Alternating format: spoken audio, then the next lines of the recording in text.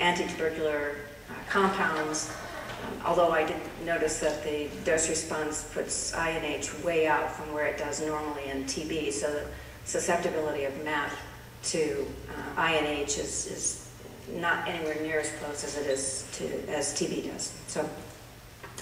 So what's left of all those factors that we said didn't create this link?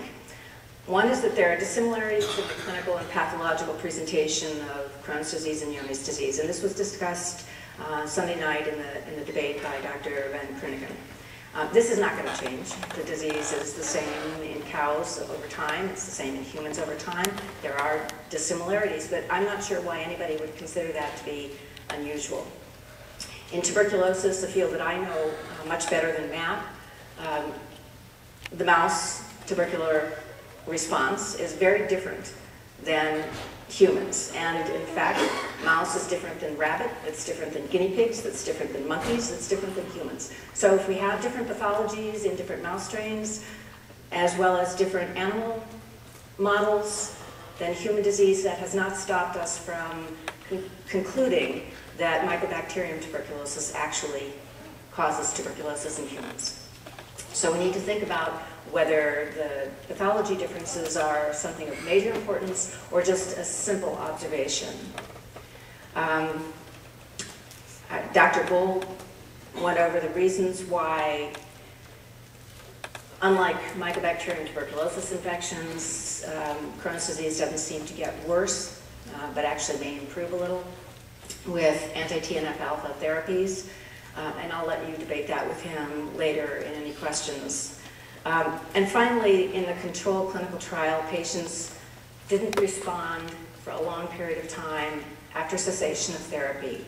But I want to say that the 6 months that we treat TB patients is calculated by the World Health Organization to cure 80% of the people who take their drugs successfully for the full 6 months. That means 1 in 5 will reactivate at the end of treatment.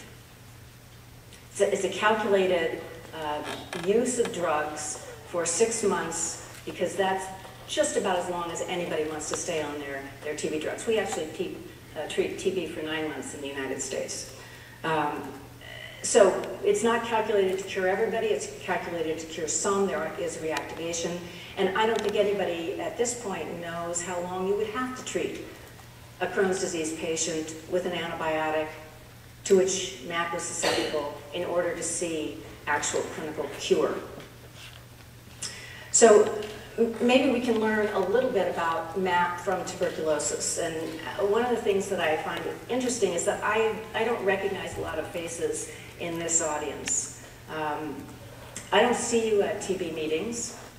I do see a couple of TB people here who are interested in learning about MAP, and I would suggest that it would be useful to you to keep on top of the TB literature and to perhaps occasionally show up at a TB meeting. There are so many things that we work on that are of similar problems and we're struggling with, that it is useful to have a large group of people, each partitioned group, looking at their particular disease, but actually seeding interesting ideas across the boundaries of tuberculosis and MAP. So for TB exposure, only 30% of the people who are actually exposed to TB for lengths of time actually become infected. And of those people, 40% go on for active TB disease within 2 years. 60% of people who are infected actually control their disease immunologically. We are pretty sure that there are people who go on to cure themselves completely, bacteriologically, from TB, but we have no data for the number, because once you have tuberculosis, you become PPD positive, and that's really the only test we have, and you don't actually decline in your PPD positivity over time after active disease. So we suspect that there are some people out there who have cured, but we don't know the number. We do know that in healthy individuals, immunosufficient people, you have a 10% lifetime chance of coming down with active TB if you have latent tuberculosis. So we end up with about 17% of the people exposed to TB who come down with disease. So Dr. Whittington on Monday's keynote speech actually talked about MAP infection of sheep, in which he demonstrated that 40% of the sheep actually came. Is that right? Did I switch them? Dr. Whittington, where are you? Are you here? Yes. Is it 60 infected or 60 not infected?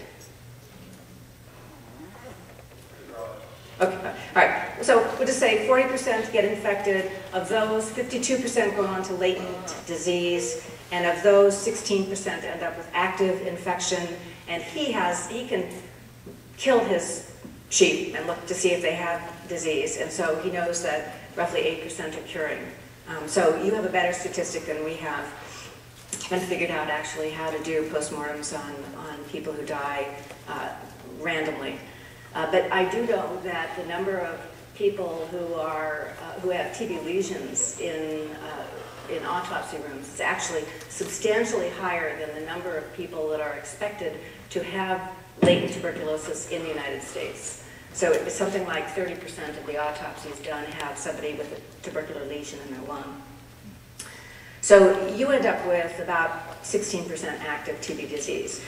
What we need to do is figure out what the MAP infection rate of humans is, and we really don't have those epidemiology studies. So, and not to pick on the dairy people, but it's just I thought this was a great slide that had actually cows and milk together. Just any exposure to MAP, how many people do get infected? And of those people who get infected, how many progress to active disease, and how many control their infection for some length of time and then either cure or end up with active infection? We have no idea about MAP infection, and until we start assessing this, we're not going to actually know the importance of MAP to the public health. So our current TB testing is long, lengthy, as is the treatment, and our gold standard actually is 3 sputum culture exams. We do smears and we do cultures, and you have to do 3 in order to statistically get a positive out of somebody who is actually shedding bacteria, not out of the other end, but out of their mouth. So our gold standard is bacterial culture. You can only do bacterial culture on sputum smears or sputum samples from patients with pulmonary TB, and that's about 70% of the total. 30% of our tuberculosis is actually systemic disease, and in fact, all TB is systemic disease. Once it gets in, it goes all throughout the body, and some people get pulmonary manifestations. But some people just have disease everywhere, and some people have it localized in skin, in the gut, and elsewhere. So for 30% of our people, we have no sputum sample. Culture is positive in 60% of those people who have pulmonary disease, which means we're only detecting 42% with culture, which is our best possible method of determining whether you have TB or not. And smear, which is our fallback, which is where we take sputum samples and do acid-fast stains, only comes up with 27% of uncomplicated TB.